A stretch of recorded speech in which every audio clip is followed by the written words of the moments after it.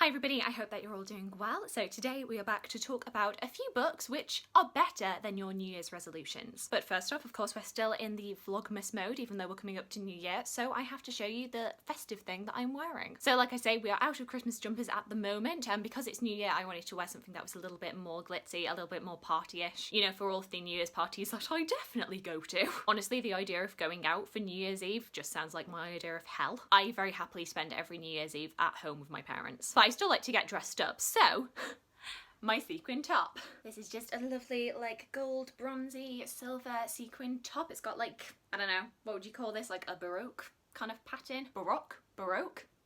If it's not Baroque, don't fix it. I've had this for about 4 years. I probably just got it from Tesco or somewhere like that. And yeah, this comes out a lot around New Year's Eve. But anyway, back to the books. Today, because we are coming up to the new year, and I know a lot of people are going to be making New Year's resolutions, I wanted to talk about that, and especially to kind of talk about some books which give a slightly more positive spin on the traditional New Year's resolutions. In theory, New Year's resolutions are really good. They're a way of improving on what we've done last year. They can be a great means for self-reflection. I think it's always really good to be self-aware and aware of how you can improve. But I feel like in many ways, New Year's resolutions can very, very quickly become negative and become yet another way that we tear ourselves down. They often become a way for us to just take away from ourselves rather than building ourselves up. So basically, the format of this video is going to be, I am going to take a traditional New Year's resolution and suggest a book that will give you a more positive mindset towards that resolution. So the first New Year's resolution that I'm sure a lot of people will have on their lists is to get fit. Oh gosh, not starting easy there. I used to work for a couple of years at a gym, and January, as you can imagine, is peak time for gym memberships. And from working at a gym, I can say, you know, there have been lots of positive experiences of seeing people going every day to the gym. You see people getting stronger, getting more skilled. You can see like the positive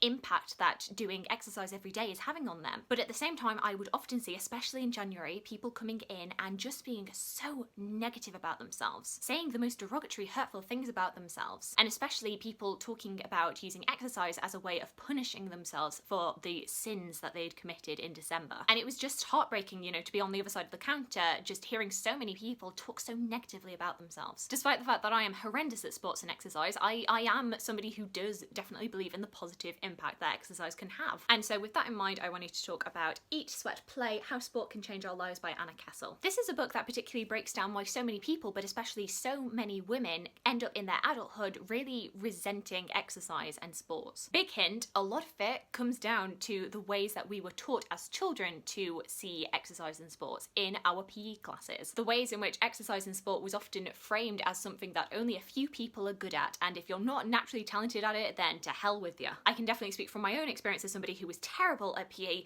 Like, it just felt like every week you were being pushed into a ritual of humiliation. There was no real focus on exercise as part of a daily routine and it being a really good thing for you. It was all to do with competition. This book really digs into that, and particularly how women, especially girls going through puberty, are really pushed out of sports, in many ways being made to feel like sports is just a thing for boys and girls can have no part in it, not accommodating for women's changing bodies. This book really digs into that and also goes into how we can try and have a more positive attitude towards sports and exercise, and how we should try and cultivate a mindset of exercising not because it's going to make you look good, but because it makes you feel good, and because there are ways of moving your body that can bring joy and not humiliation. Because exercise gives you endorphins. Endorphins make you happy, and happy people just don't shoot their husbands. They just don't. Oh gosh, if the resolution of get fit was a sticky one, then the next one of diet. Ugh. Yeah, these are two resolutions that kind of go hand in hand and are very tricky sore spots, I know, for a lot of people, myself included. There is absolutely a place for talking about maintaining a healthy diet and exercising, but not in a way that means bashing yourself, being made to feel like you are a lesser being because of what you eat or how much exercise that you do. I feel like so many people think that being derogatory about people's fitness and weight is like, it's tough love. You don't like it, but it's good for you. And don't stop to think about how incredibly damaging that can be for people's mental health. No wonder so many people get to adulthood with such a negative association with food and exercise, and I hate that that is the case. So no, instead of the resolution to diet, I am going to recommend to you Eat Up by Ruby Tandoh. Food, appetite and eating what you want. For those of you who don't know, Ruby Tandoh was a finalist on the Great British Bake Off back in 2014, 2015, and I love her. I think she's great. And this book is basically all about celebrating food, and not just celebrating, you know, fancy food, banquets, making all of your food from scratch, having free course homemade meals, but down to like the everyday little things like the snap of a a Kit Kat bar. Finding little bits of joy in the everyday parts of making food for yourself. I actually remember when I was reading this, I was reading it outside of my dentist's waiting room, and my dentist came out, called my name, and then he was like, "Oh, I saw you were reading. What were you reading?" And I was like, "Eat Up. It's all about eating whatever you want." And he kind of looked at me like, not really the best place to be reading that, Charlotte. Which I understand why my dentist was having an issue with that, but I still think the premise is pretty sound. In the same breath, this book is not just about, you know, eat whatever you want, like to hell with nutrition. Definitely not. She acknowledges, you know, that you need to be mindful of your nutrition, but that you shouldn't be an absolute slave to calorie counting and checking the backs of labels, and that you shouldn't feel like an absolutely terrible person because you had a cream egg with your lunch. There is a balance that you can have with food where you are still getting everything that you need nutritionally, but you can still enjoy yourself, because we are humans and not robots. We don't have to do everything so methodically. The next New Year's resolution that I often hear people saying is that they want to get up earlier. And as somebody whose sleep pattern has gone completely out the window since we went into lockdown, I can completely understand this. I do definitely know that when I wake up earlier, I am more productive. And especially on days when my niece is around, when we are babysitting my niece, it would really benefit me to get up earlier. For me and my mum to maybe have a couple of hours to ourselves before my niece gets here. Because once she's here, like, all plans and routines just go out the window. So waking up a little bit earlier is definitely something that I want to bear in mind when I get to 2021. However, a lot of the times when people decide that they want to wake up early, they do not necessarily go to bed early and make sure that they are getting their recommended amount of sleep. And that is why I want to recommend to you Why We Sleep, The New Science of Sleep and Dreams by Matthew Walker. This book is very important. I think everybody should read it. I'm not gonna lie to you, this is not going to be as nice and pleasant as the other two books were. This is a book that is going to tell you in no uncertain terms why it is a terrible thing to limit your sleep, the detrimental health effects that not having enough sleep can have on you. But it is a crucial book to read, and the fact that there are so many workplaces that have a negative attitude towards sleep, that act as if you are being lazy for getting your allotted rest and relaxation time, just blows my mind. I would personally like to give this to every CEO, every single manager on the planet who think that it's no big deal for their employees to come to work sleep deprived. No! Who have them closing down their workplace at 10:30 and then have them back in at 5:30 the next morning. Stop it. Not a thing that I was ever asked to do, but something that I saw other people having to do, and it made me so angry. My old workplace is never going to rehire me. Another resolution that I've definitely had in the past, and I know a lot of people who are on the quieter side may have, is to be more outgoing, be more extroverted, be more of a people person, and go to more events. Yeah, this is definitely for the introverts among you. I'm sorry, I do not have an equivalent for extroverts who are wanting to maybe tone themselves down. Is that even a book? I know especially this year there's been a lot of talk about introversion versus extroversion, especially in terms of the pandemic and in terms of lockdown and who is doing better at lockdown. So maybe people are a bit sick of this discussion. However, generally in non-pandemic days, I would say it is fair to say that being more outgoing tends to get you further along in life. And that goes right from the beginning at school all the way through to the workplace. Teachers and managers tend to prioritize people who are more talkative. The kids who are more outgoing tend to be more popular. There are a lot of classes where participation is a massive part of your grade, and being seen as a quiet person who works best on themselves is seen as lesser. Even though it's often the quiet kids who do most of the working group projects, just saying. And often when you are a quieter, more introverted person, you feel like you should change yourself in order to fit in. And for those people among us, I would recommend Quiet, The Power of Introverts in a World That Can't Stop Talking by Susan Cain. For far too long, those who are naturally quiet, serious or sensitive have been overlooked. The loudest have taken over, even if they have nothing to say. It's time for everyone to listen. It's time to harness the power of introverts. It's time for quiet. I will point out, and Susan Cain does point out in this book, that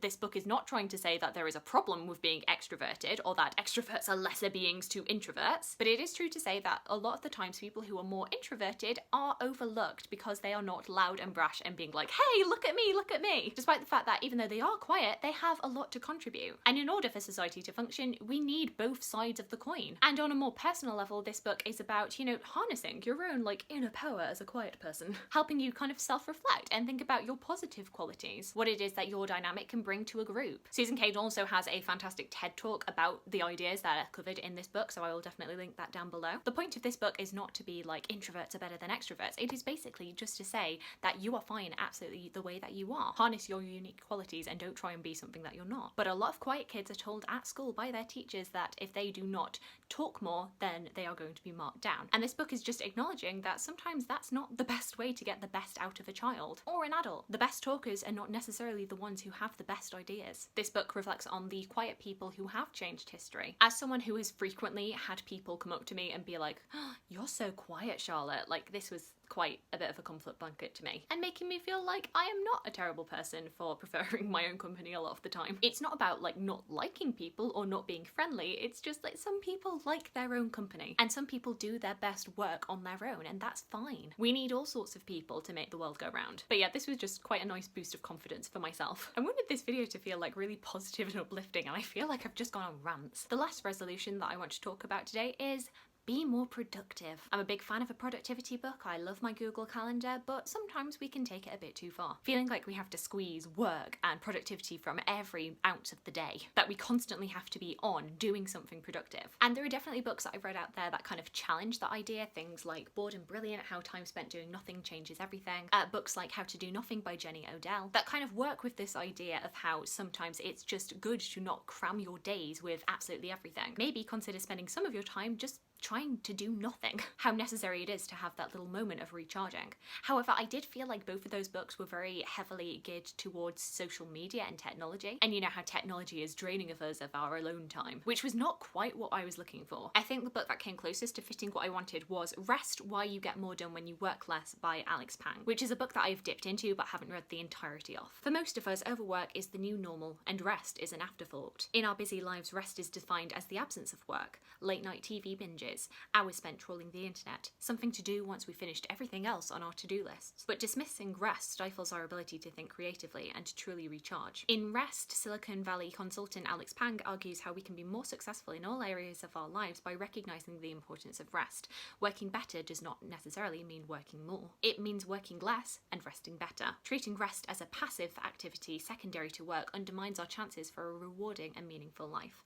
Whether by making space for daily naps, as Winston Churchill did during World War II, going on hours-long strolls like Charles Darwin, or spending a week alone in a cabin like Bill Gates, pursuing what Pang calls deliberate rest is the true key to fulfillment and creative success. Drawing on rigorous scientific evidence and revelatory historic examples, rest overturns everything our culture has taught us about work, and shows that only by resting can we start living better. I feel like there is a bit of a line with some of these productivity books about rest, where all too often it does kind of fall into, you need to rest so that you can become a more productive human. You know, this idea of happy workers are productive workers, and that's the only good thing about resting, is that it makes you more productive later, rather than, you know, resting because you need it, because it is a good thing to let your body not do work all the time. I don't think I found like the perfect book about resting and why it's so important, but you know, chipping away there, getting there. I think so many of us need to start prioritizing rest as part of our daily routine. So rather than trying to cram it in your calendar with as many things as possible in the new year, maybe consider that you might need to take a break. And it feels so hard as a thing to actually try and actively do, because the idea of like schedule in a rest break seems counterintuitive. It's a harder thing to maintain because there isn't really a tangible way of showing that you are doing that. It's more about like your emotions and how you are feeling in yourself, rather than being able to present to everybody your Google Calendar full of all of the times that you've done stuff. You can't really do the same thing for rest. I feel like this is the one that I'd be the most keen to hear other people's ideas of books that you could go for this, because like I say, I haven't found my perfect one yet. And then finally, I'm just going to leave you with a book that doesn't necessarily fit into any sort of resolution, but it is You Do You, How to Be Who You Are and Use What You've Got to Get What You Want by Sarah Knight. I'm a big fan of Sarah Knight's books. She is most famous for her life-changing magic of not giving a fuck. Once again, mother, it is not swearing if it's quoting. I know everybody likes to have a good laugh when I do that. I like her no-nonsense attitude to like the self-help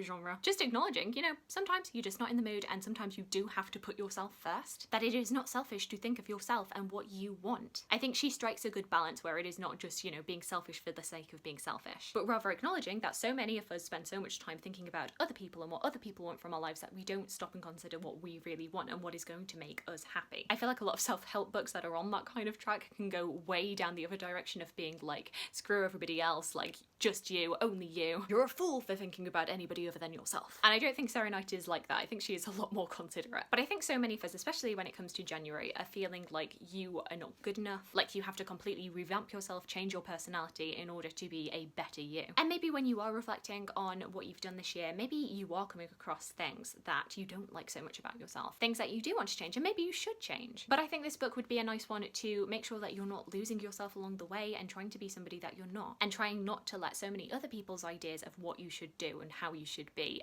really affect you and your own self-image. We can always do with people being kinder, more empathetic, more compassionate. If that's what you need to work on, then absolutely go right ahead. But I feel especially at New Year's that people often want to make resolutions to change things about themselves that they don't need to change, that are not going to make them happy if they try and change them, that they are doing because other people want them to do rather than because they know it will make themselves happier. And if you need that little boost of confidence, somebody to take you by the hand and be like, you know what, you are okay just as you are, then I feel like this book is definitely for you. So that is it. Those are all of the books I wanted to talk about today. I definitely don't want to give the idea that I am anti-New Year's resolution or anti-goals, anything like that. I definitely think there is a place for resolutions and making goals to like positively impact your life. I just feel like so many people get into January in such a negative mindset and they're in a bad mood throughout because a lot of New Year's resolutions can make you feel like you are not good enough. So I would love to hear from you any books that you would substitute in for any of these resolutions, and I'd also love to hear about any positive changes that you want to make this year or positive things that you want to continue doing this year. Like, it doesn't all have to be about change. I would love to hear from you. I hope you're having a fantastic day, and I look forward to talking to you again soon. Thanks. Bye.